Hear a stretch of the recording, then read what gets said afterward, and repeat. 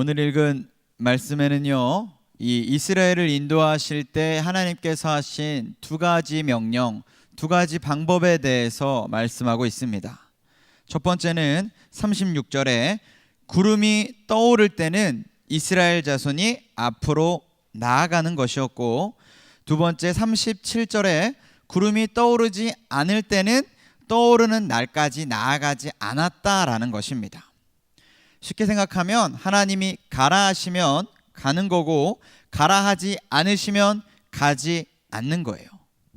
출애굽기는 이것을 구름이 떠오를 때와 떠오르지 않을 때라고 표현했습니다. 그래서 언뜻 보면 구름이 떠오르는 것만 하나님의 명령처럼 보이고, 구름이 떠오르지 않으면 하나님이 명령하지 않으시는 것처럼 생각할 수도 있어요. 그러나 말씀은 결코 그렇지 않습니다. 구름이 떠오르는 것도 가라는 명령이고, 구름이 떠오르지 않는 것도 가지 말라는 하나님의 분명한 명령이었어요. 분명 이것이 둘 다 하나님의 명령인데 우리는 자꾸만 엉뚱한 착각을 합니다. 하나만 명령인 것 같은 거죠. 떠오르는 것만 명령이라고 생각하고, 떠오르지 않으면 하나님이 우리에게 명령하지 않으시나 보다, 말씀하지 않으시나 보다 라고 생각하는 거예요. 좀 더 정확히 표현하면 구름이 떠오르는 것만 명령, 그것은 확실한 명령이라고 생각한다는 거죠. 그러나 사실 구름이 떠오르지 않는 것도 하나님의 명령이기는 마찬가지였습니다. 우리 34절과 35절의 말씀을 한번 읽어보도록 하겠습니다. 본문 34절과 35절을 읽겠습니다. 시작. 구름이 회막에 덮이고 여호와의 영광이 성막에 충만하매 모세가 회막에 들어갈 수 없었으니, 이는 구름이 회막 위에 덮이고 여호와의 영광이 성막에 충만함이었으며. 아멘. 제가 전에 한번 이 본문을 가지고 쉐키나, 이 하나님의 현현에 대해서 말씀을 나눈 적이 있었습니다. 그리고 그 말씀을 나눌 때 분명 이 구름이라는 것이 하나님의 임재를 상징한다라고 말씀드렸어요. 방금 읽은 34절과 35절을 보면 이스라엘이 성막을 짓고 봉헌하니까 하나님께서 이 성막에 구름이 덮이고 여호와의 영광이 충만하게 되었다라고 기록하고 있습니다. 그러니까 하나님께서 이스라엘 가운데 지어진 성막, 그 성막에 이제 하나님이 계신다라는 거예요. 그러니까 결국 구름이 떠오르지 않았다라는 것은 하나님께서 지금 그곳에 계신 것이고, 하나님께서 그곳에 머물기를 원하신다라는 뜻인 겁니다. 민수기 말씀은요, 이것을 좀 더 명확하게 표현하고 있어요. 우리 민수기 9장 17절과 18절의 말씀 한번 보도록 하겠습니다. 우리 화면에도 준비되어 있는데 우리 민수기 9장 17절 18절의 말씀을 함께 읽어보겠습니다. 시작. 구름이 성막에서 떠오르는 때에는 이스라엘 자손이 곧 행진하였고, 구름이 머무는 곳에 이스라엘 자손이 진을 쳤으니, 이스라엘 자손이 여호와의 명령을 따라 행진하였고 여호와의 명령을 따라 진을 쳤으며, 구름이 성막 위에 머무는 동안에는 그들이 진영에 머물렀고. 아멘. 이 출애굽기는 떠오르는 것 그리고 떠오르지 않는 것이라고 표현했습니다. 그런데 민수기는 조금 달라요. 떠오르는 것과 머무는 것이라고 표현했어요. 구름이 떠오르지 않는 것은 하나님께서 그곳에 머물러 계시다라는 거예요. 그러니까 떠오르지 않는다고 해서 하나님이 명령하지 않은 게 아니라는 겁니다. 구름이 떠오르지 않는 것은, 그리고 떠오르지 않을 때 하나님이 나아가지 말라고 하신 이유는 하나님이 거기 계시니까 하나님의 백성인 너희도 그곳에 하나님과 함께 있으라라는 뜻이었던 거예요. 단순히 구름이 안 움직인다고 해서 하나님이 명령하지 않은 게 아니라는 겁니다. 결국 구름이 떠오르지 않는 것은 하나님과 함께 있으라는 명확한 의미의 명령이었다라는 거예요.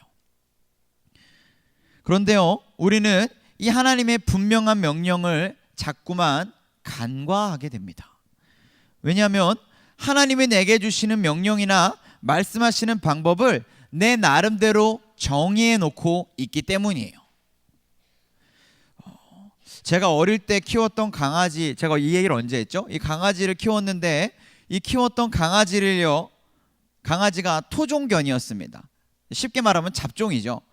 그러다 보니까 얘가 말을 잘 못 알아들어요. 딴 집 개보다. 친구 집 개는 손 하면 앞발을 이렇게 쫙 내미는데 저희 집 개는 그게 안 되더라고요.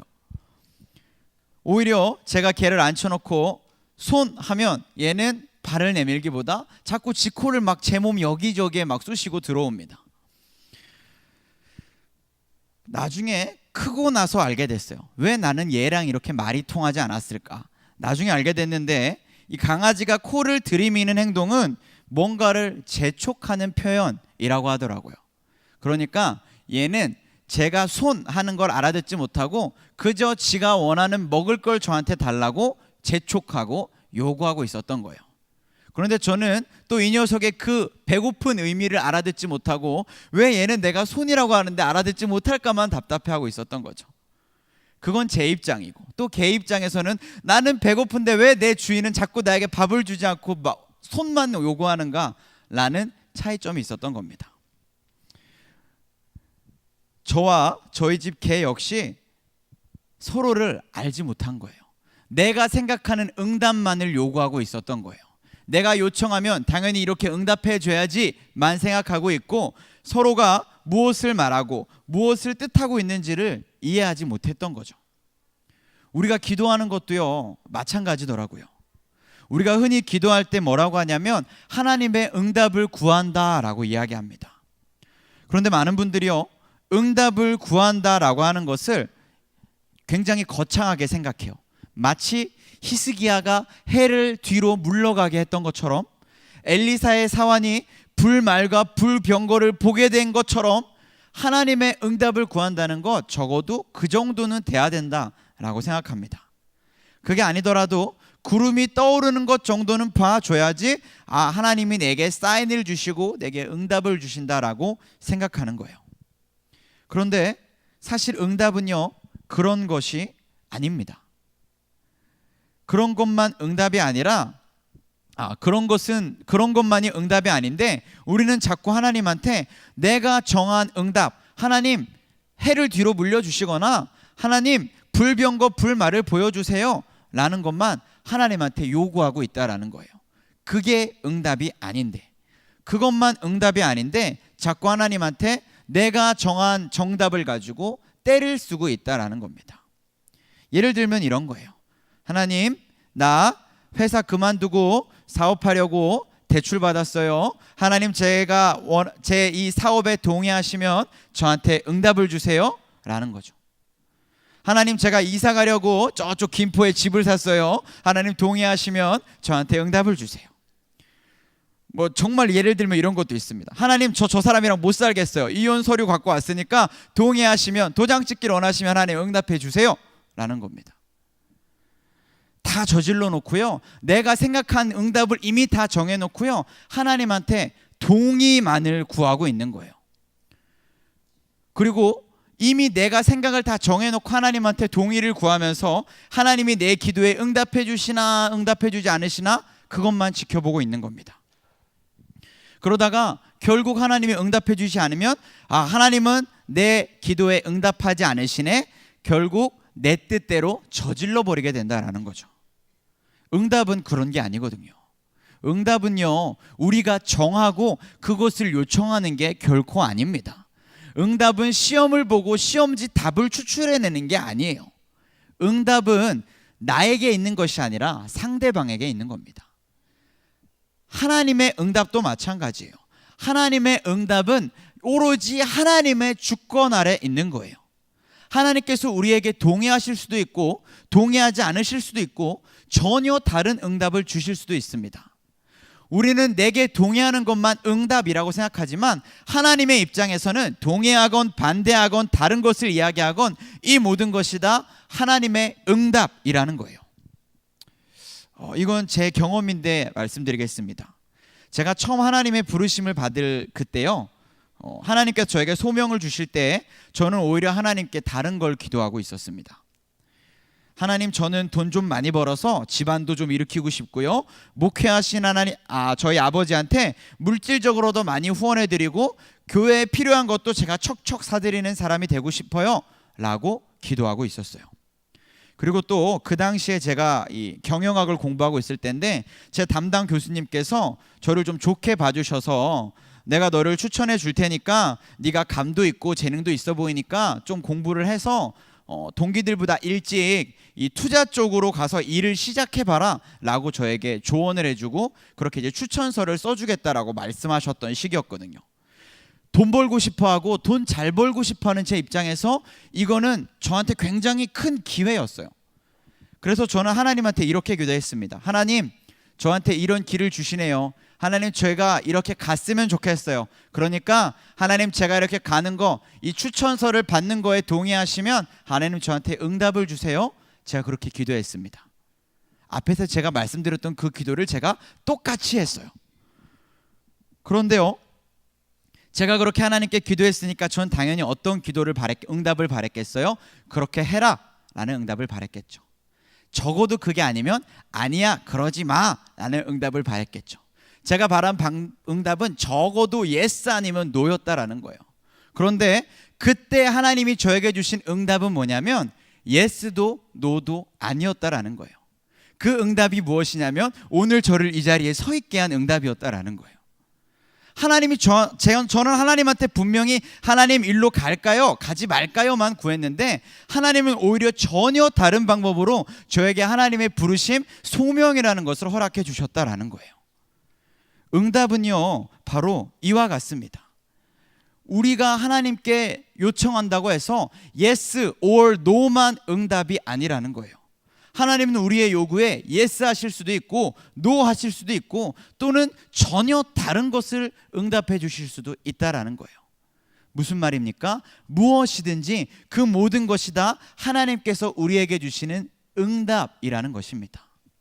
하나님의 응답은 하나님의 주권 아래 있고 하나님의 뜻대로 주시는 것이기 때문에 우리의 생각과 전혀 다를 수 있다는 것을 우리가 꼭 기억해야만 해요.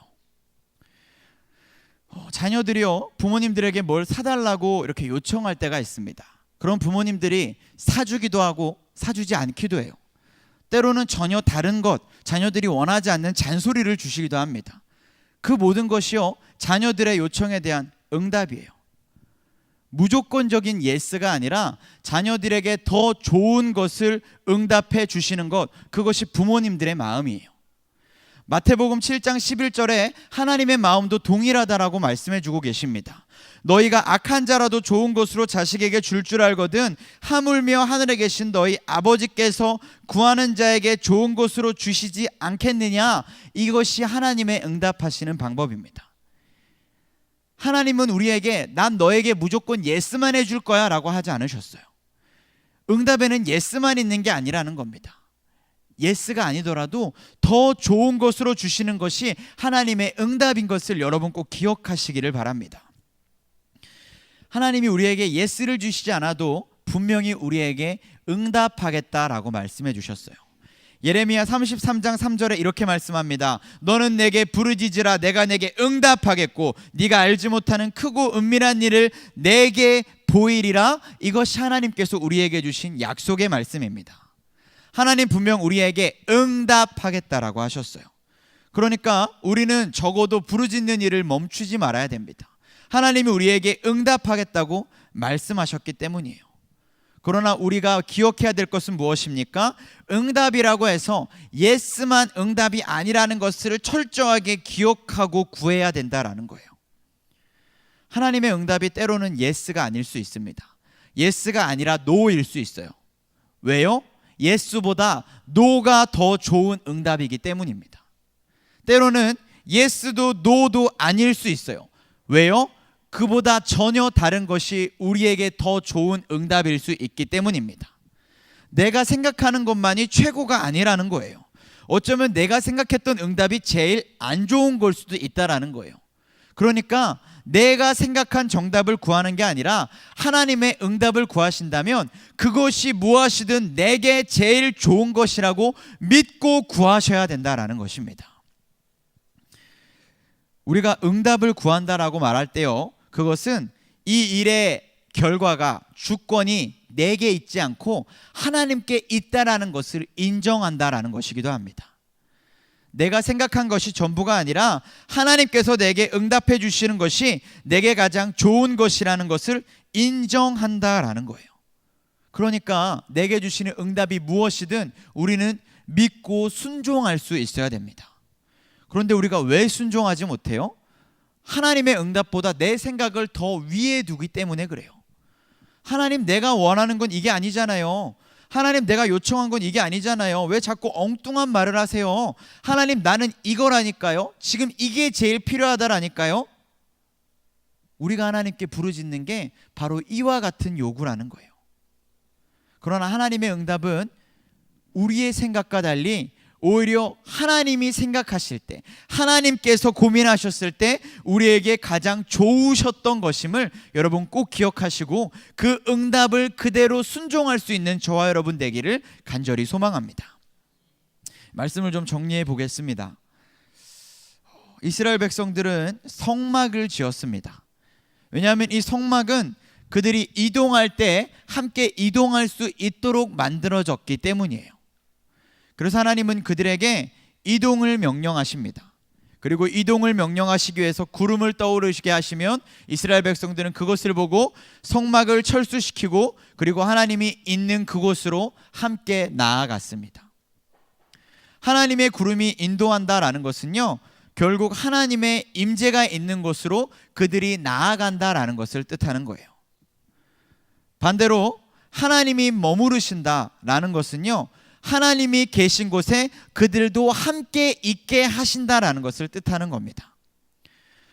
앞에서 구름이 떠오르지 않는 것도 하나님의 명령이라는 것을 말씀드렸습니다. 이것이 왜 우리에게 중요하냐면 우리가 착각하고 있는 이 착각을 철저히 이제는 내려놓아야 하기 때문에 그래요. 구름이 떠오르면 앞으로 가라는 것인지는 알지만 구름이 떠오르지 않으면 하나님이 나한테 명령하지 않으시나? 도대체 나한테 뭘 요구하시는 거지? 우리가 못 알아듣고 있기 때문이에요.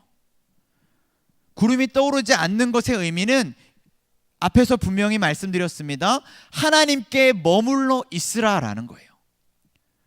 하나님이 우리에게 주시는 응답이요, 때로는 yes, 때로는 no, 때로는 그 어떤 것, 그리고 때로는 우리가 많이 겪는 것처럼 침묵하시는 것일 수도 있습니다. 구름이 떠오르면 앞으로 가겠습니다라고 기도했는데 오히려 구름이 떠오르지 않고 하나님이 내게 어떤 신호를 보이지 않을 때가 있다라는 거예요. 우리는 그것을 하나님이 내게 침묵하신다라고 생각합니다.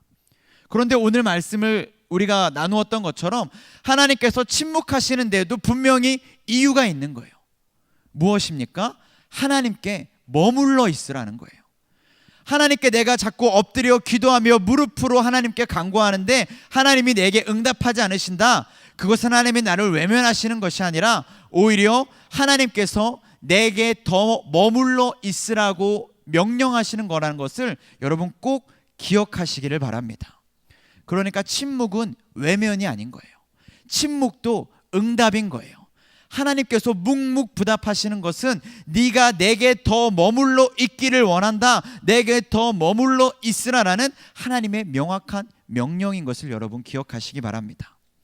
그러니까 하나님께 기도의 응답을 구한다라고 여러분 말씀하실 때 하나님께서 내게 응답하지 않으신다고 자리를 박차고 떠나면 안 된다라는 거예요.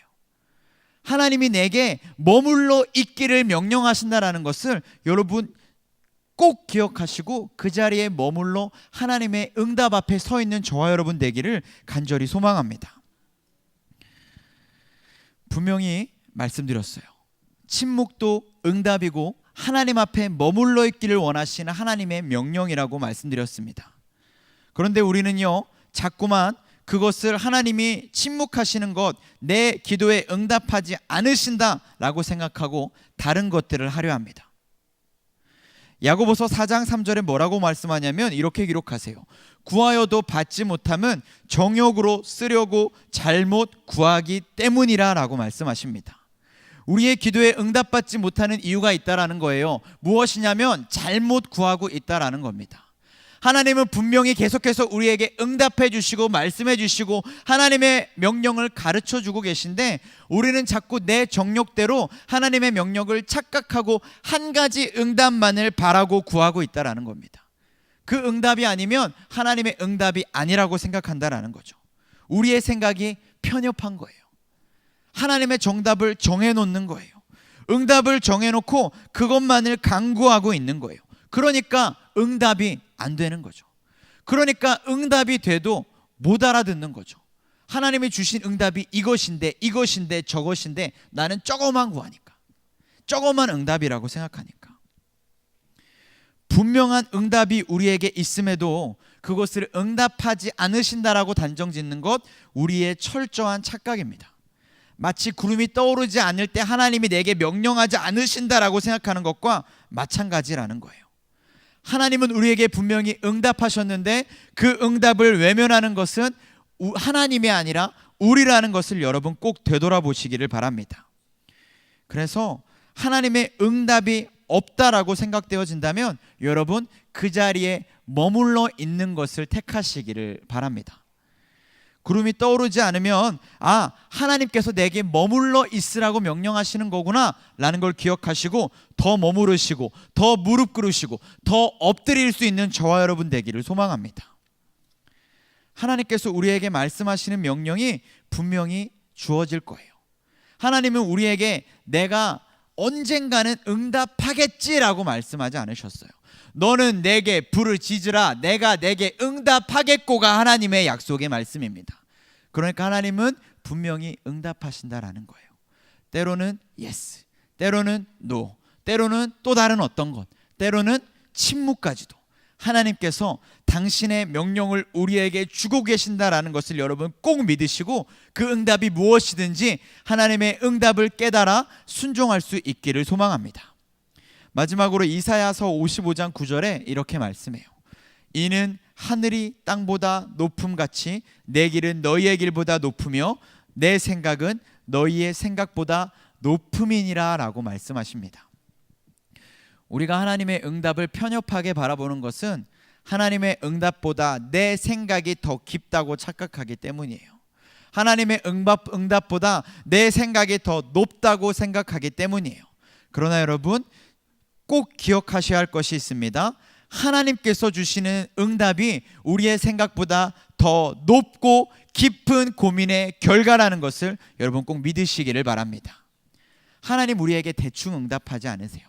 우리보다 더 깊이 고민하시고 우리보다 더 깊이 생각하시고 우리보다 더 많은 것들을 계획하시는 분이 하나님이십니다. 그러니까 우리의 생각이 아무리 깊어도 하나님보다 깊을 수 없고 아무리 높아도 하나님보다 높을 수 없는 거예요.